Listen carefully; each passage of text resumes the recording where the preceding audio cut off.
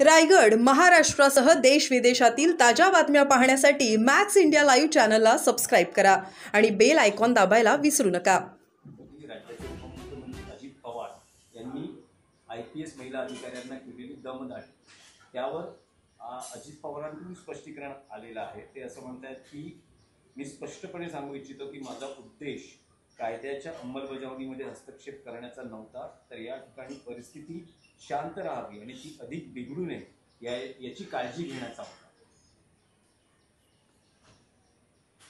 सगळ्यात आधी महत्त्वाचा विषय इतकाच आहे की बेकायदेशीर कामं करणाऱ्या लोकांनी राज्याच्या उपमुख्यमंत्र्यांना फोन केला।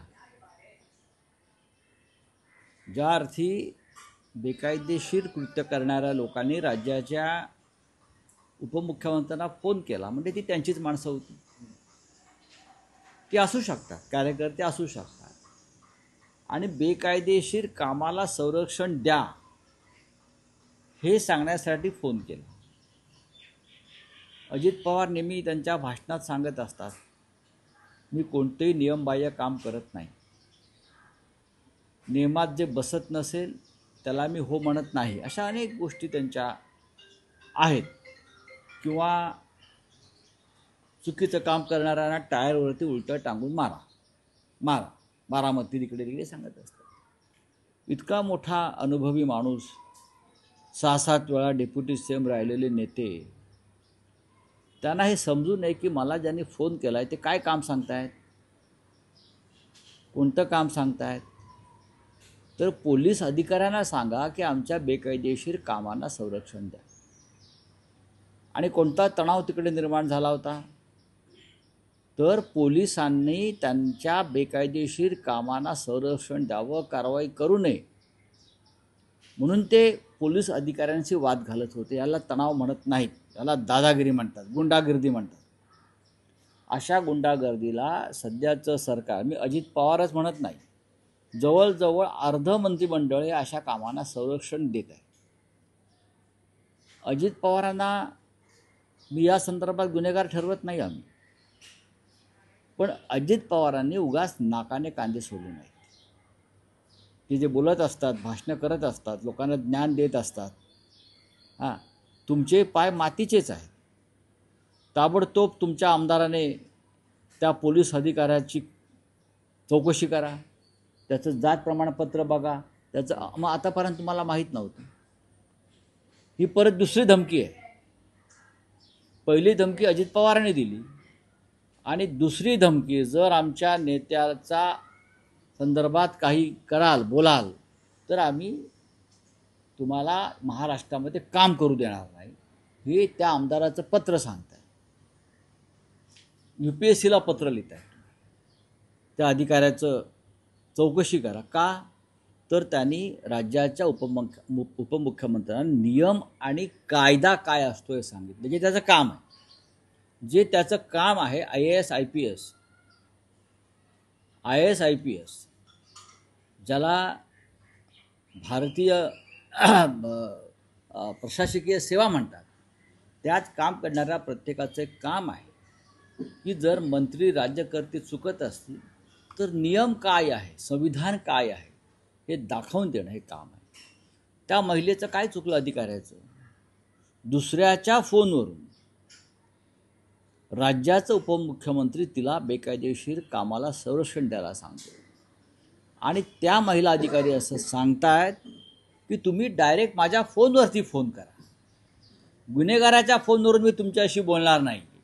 समजून घ्या, ज्या गुन्हेगारावरती मी कारवाई केलेली आहे किंवा कारवाई करते आहे त्याच्या फोनवरती उपमुख्यमंत्री हे महिला उपअधीक्षकाला धमकी देत आहेत आणि त्या अधिकाऱ्याचं म्हणणं आहे तुम्हाला जे काय सांगायचं आहे ते थेट माझ्या फोनवरती फोन करा, यात काय चुकलं, बरोबर।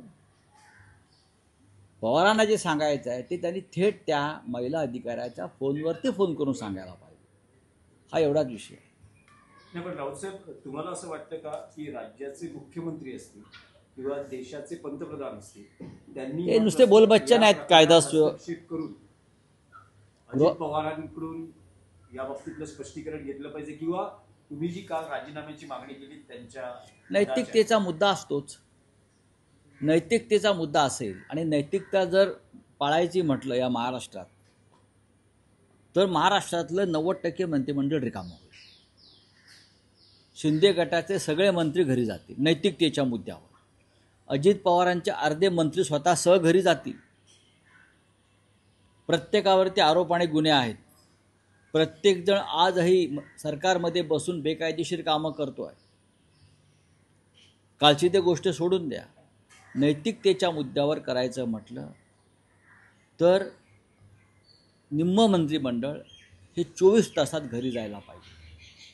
काय करतायत मुख्यमंत्री? सिडकोमधला 5,000 कोटीचा भूखंड ज्या पद्धतीनं संजय शिरसाट यांनी बिवलकर नावाच्या व्यक्तीच्या हातात सोपवला बेकायदेशीरपणे, 5,000 कोटी, 5,000 कोटीचा भूखंड बेकायदेशीरपणे, सगळे पुरावे त्यांच्यापर्यंत रोहित पवारांनी पोचवले. हा विषय संपलेला नाही.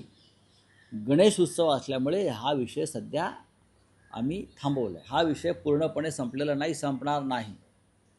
हा विषय संजय शिरसाट या मंत्र्यावरती नुसती कारवाई नाही तर त्याच्यावरती फ्रॉडचे गुन्हे दाखल करून त्याला तुरुंगात पाठवणारा हा प्रकार आहे. एकनाथ शिंदे नाही माहिती आहे. 28 दिवसासाठी एका आमदाराची नेमणूक होते सिडकोचा चेअरमन म्हणून, आणि 5,000 कोटीचा भूखंड हा एका ज्या व्यक्तीचा अधिकारच नाही त्या जमिनीवर त्याला दिला जातो. हे गुन्हेगारी स्वरूपाचं कृत्य आहे. अशी अनेक कृत्य या कॅबिनेटमधले मंत्री करतायत, अनेक मंत्री करतायत. एकनाथ शिंदे यांनी 3,000 कोटी अबोचं टेंडर MMRDAमध्ये दिलं. सुप्रीम कोर्टाने ताशेरे मारले आहेत. आतापर्यंत हायकोर्टाने किंवा सुप्रीम कोर्टाने एखाद्या मंत्र्यावर किंवा मुख्यमंत्र्यावर ताशेरे मारले असतील तर परंपरा आहे राजीनामा देण्याची. मग शिवाजीराव निलंगेकर पाटील असतील या महाराष्ट्रामध्ये, या महाराष्ट्रामध्ये बॅरिस्टर अंतुले साहेब असतील, अनेक असतील, येडियुरप्पा असतील. अनेक देशातल्या अनेक राज्याच्या मंत्र्यांना राजीनामा द्यावा लागला आहे न्यायालयानं ताशेरे मारल्यावर भ्रष्टाचारासंदर्भात. महाराष्ट्रात कोणती नैतिकता उरली आहे हे देवेंद्र फडणवीसांनी सांगावं.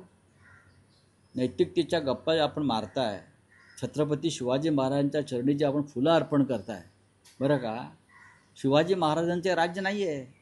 रावसाहेब, आणखी एक विषय होता की महाराष्ट्रात एका जाहिरातीनं सध्या लक्ष वेधून घेतलं. आज महाराष्ट्रातल्या बहुतांश वृत्तपत्रांच्या मुखपृष्ठावर एक जाहिरात आहे ज्यात देवेंद्र फडणवीस हे छत्रपती शिवाजी महाराजांना वंदन करतायत, पुष्प अर्पण करतायत, देवाभाऊ असा उल्लेख त्यांचा करण्यात आलेला आहे. पण जाहिरात कोणी दिली या बाबतीतली काही स्पष्टता नाहीये. महाराष्ट्र जाहिरातीतून नेमकं काय सुचवायचं? मला बघा, जाहिरातीतून भरपूर पैसे या लोकांकडे, काळा पैसा आहे.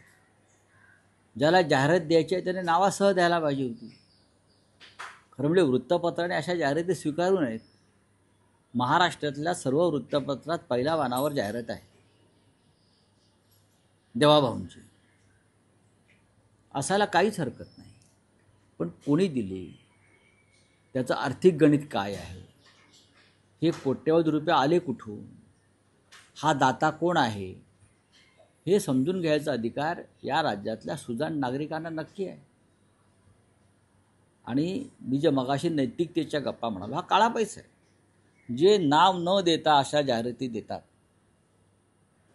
मुख्यमंत्र्याच्या नावानं, मंत्र्यांच्या नावानं, आणि ते सुद्धा राज्यभरात आणि देशभरात, हा बिल्डरांचा किंवा ठेकेदारांचा काळा पैसा असतो आणि त्या माध्यमातून हा उदो केला जातो. नाही, पण तुम्हाला असं वाटतं की मराठा आरक्षणाच्या पार्श्वभूमीवर होत असलेले हे श्रेयवादाचं राजकारण आहे? कारण श्रेयवादाच्या राजकारणाचा प्रश्नच येत नाही. फडणवीसांचा फोटो आहे. महाराष्ट्राचं सरकार किंवा कोणत्या राज्याचं सरकार हे मुख्यमंत्र्यांच्या नावानं आणि सही शिक्क्यानंच चालतं.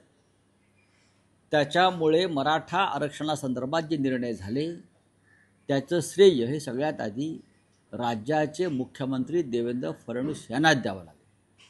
त्यांच्या मनात नसतं तर ही प्रक्रिया झालीच नसती. त्यांनी ठरवलं, त्यांनी एक स्ट्रॅटेजी आखली असेल, त्यांनी काही अभ्यास केला असेल, त्याच्यामुळे मुंबईतला हा जो तणाव निर्माण झाला होता की मुंबई जी काय जाम झाली होती, तो त्यातून एक मार्ग निघाला, हे मान्य केलं पाहिजे. जरी आम्ही विरोधी पक्षात असलो आणि आम्ही सरकारचे टीकाकार असलो तरी अत्यंत एक महाराष्ट्र राज्यामध्ये अवघड प्रसंग निर्माण झाला होता, पेच प्रसंग निर्माण झाला होता. त्यातून मार्ग निघेल की नाही अशा शंका उपस्थित झाल्या होत्या. पण मुंबई उच्च न्यायालय आणि राज्याचे मुख्यमंत्री यांनी एकत्रित येऊन हा तिढा सोडवला. तिढा सोडवणं अशा वेळेला, आणि तिढा विशेषतः जातीय असेल आणि आंदोलनकर्ते जर मुख्यमंत्र्यांच्या विरोधामध्ये असतील पूर्णपणे, अशा वेळेला कोणतं एक तणाव असतो त्या नेत्यावरती याची कल्पना आम्हाला आहे. म्हणून त्याचं श्रेय जे आहे, हा काय याच्यामध्ये राजकारण नाही, 100% त्याचं श्रेय हे राज्याच्या मुख्यमंत्र्यांना मिळायला हवं. नाही, पण ती जाहिरात तुम्हाला राजकीय सूचक वाटते का? नाही, मला असं वाटत यापूर्वी नाही. एकनाथ शिंदे मुख्यमंत्री असताना त्यांनी छत्रपती शिवरायांची शपथ घेऊन सांगितलं होतं की मी मराठ्यांना आरक्षण देईन. त्यांनी तसा अध्यादेशही काढला.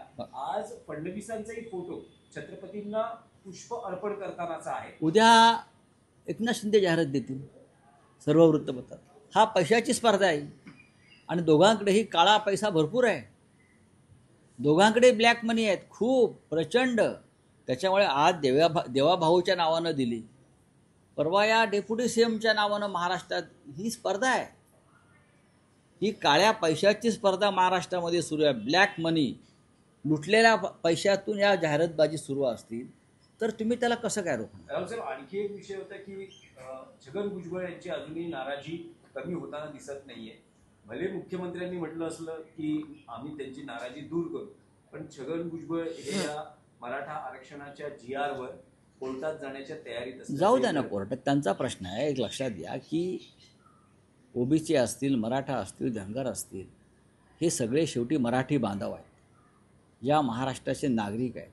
आम्ही त्यांच्याकडे समस्त मराठी माणूस म्हणून पाहतो आणि प्रत्येकाचा प्रश्न सोडवण्यासाठी प्रत्येकानं आपापल्या पद्धतीनं लढाई लढली पाहिजे.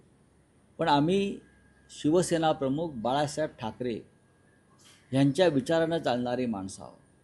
त्याच्यामुळे कोणत्याही जाती उपजातीचा भेदाभेद न करता मराठी माणसाची भक्कम एकजूट उभारण्याच्या भूमिकेवर आम्ही ठाम असतो. पण गेल्या 10 वर्षामध्ये नरेंद्र मोदी असतील, देवेंद्र फडणवीस असतील, यांनी महाराष्ट्रात आणि देशामध्ये जातीचं राजकारण, धर्माचं राजकारण सुरू केलं आणि या देशामध्ये जातीय आणि धार्मिक फाळणीचं स्वरूप निर्माण केलं. त्याच्यामुळे आणि या प्रत्येक हे प्यादी म्हणून वापरले, भुजबळ एक प्यादं म्हणून वापरले गेले. भुजबळांना मंत्री कोणी केलं? अजित पवारांनी केलं नाही. भुजबळांना मंत्री नरेंद्र मोदी यांनी केलं. नरेंद्र मोदी यांनी मंत्री का केलं? नरेंद्र मोदी देशाचे प्रधानमंत्री असले तरी ते स्वतःला देशातल्या OBCचे नेते आजही समजतात. मैं OBC हूँ असं कधी कुठल्या प्रधानमंत्र्याने सांगितलं आहे का? माझी जात. त्याच्यामुळे भुजबळ OBC म्हणून विशेष GR काढून राजकीय भुजबळांना मंत्रिमंडळात घ्यायला लावलं. अजित पवारांना याची कल्पना नव्हती. चला, थँक्यू. आणखी एक शेवटचा प्रश्न की काल तुम्ही म्हणाला होतात की पुढचा मुंबईचा महापौर हा मराठीच राहील. ठाकरे बंधूच ठरवतील मराठी महापौर कोण असेल. त्याच पार्श्वभूमीवर प्रश्न असा आहे की आता गेले 10 दिवस महाराष्ट्रात गणेशोत्सव साजरा झाला. आज अनंत चतुर्दशी आहे, विघ्नहर्त्याचं विसर्जन होणार आहे. अशा पार्श्वभूमीवर पुढच्या काळात महापालिका निवडणुका आहेत. यंदा गणरायाकडे काही साकडं घातलं आहे का दोन्ही भावांच्या दृष्टीनं किंवा राजकीय बदलाच्या बघा, अशी साखळी घालून काय मिळत नाही. कष्ट करावे लागतात, मेहनत करावी लागते. आणि शिवसेना, माननीय बाळासाहेब ठाकरेंची शिवसेना ही गेल्या 60 वर्षापासून या मुंबईमध्ये प्रचंड काम करते आणि त्याचं फळ आम्हाला मिळेल. कोणी कितीही देव पाण्यात घातले, कोणत्याही राजाच्या चरणी जाऊन महाराष्ट्र आणि मुंबई गिळण्याचा प्रयत्न केला तरी मुंबईचा राजा हा मराठी माणूस आहे. आय रिपीट, मुंबईचा राजा फक्त मराठी माणूस आहे आणि या मुंबईवर मराठी माणसाचाच हक्क राहील आणि मराठी माणसाचाच महापौर होईल. आणि हा महापौर शिवसेना आणि मनसे यांची भविष्यामध्ये जी आघाडी होणार आहे त्यातून निर्माण होईल. उद्धव ठाकरे आणि राज ठाकरे यांच्या एकत्र येण्याने अनेकांचे धाबे दणाणलेले आहेत, हे पण तुम्हाला मी सांगतो. आणि उत्तम प्रकारे कार्यकर्त्यांमध्ये एक मनोमिलनाचा आम्हाला एक प्रवाह दिसतो आहे. त्याच्यामुळे कोणी चिंता करण्याचं कारण नाही. मुंबई ही मराठी माणसाचीच आहे. इथे किती अमित शहा येऊ द्या, काही फरक पडत नाही. मराठी माणूस कुठे जाणार नाही. बाळासाहेब ठाकरेंवर त्यांची श्रद्धा आहे. धन्यवाद. कल उप मुख्यमंत्री अजित पवार इनका वीडियो वायरल होने के बाद अजित पवार जी ने भी स्टेटमेंट किया कि मैंने लॉ एंड ऑर्डर रखने के लिए जो है ऐसे आदेश दिए थे उस अधिकारी. लॉ एंड ऑर्डर का मतलब है आईपीएस को धमकाना. एक नया डेफिनेशन सामने आया है. देश के गृहमंत्री से हमको पूछना पड़ेगा पार्लियामेंट में. एक आईपीएस महिला अधिकारी जो अपना कर्तव्य का पालन कर रही है, जो गैरकानूनी काम रोकने के लिए गुंडों से लड़ रही है, वही गुंडों के फ़ोन का इस्तेमाल करके राज्य के उप मुख्यमंत्री उस महिला अधिकारी को धमकाता है. ये कौन सा लॉ एंड ऑर्डर का विषय? ये नई डेफिनेशन मैं सुन रहा हूँ इस देश में. देखिए, अजीत पवार ने उनके पार्टी में जो गुंडे हैं, हाँ, जो अवैध तरीके से खनन का काम करते हैं, उनको प्रोटेक्शन देने के लिए आदेश दिया है एक आईपीएस महिला अधिकारी अंजलि कृष्णा को. उसने वो आदेश मानने से इनकार कर दिया तो उनको धमकाया. ये सीधा केस है. नैतिकता के आधार पर अजित पवार जी ने अपने पद का इस्तीफा देना चाहिए. लेकिन इस देश से जब से मोदी और फडणवीस आए हैं, नैतिकता इस राज्य से और देश से ख़त्म हो गई है. Thank you.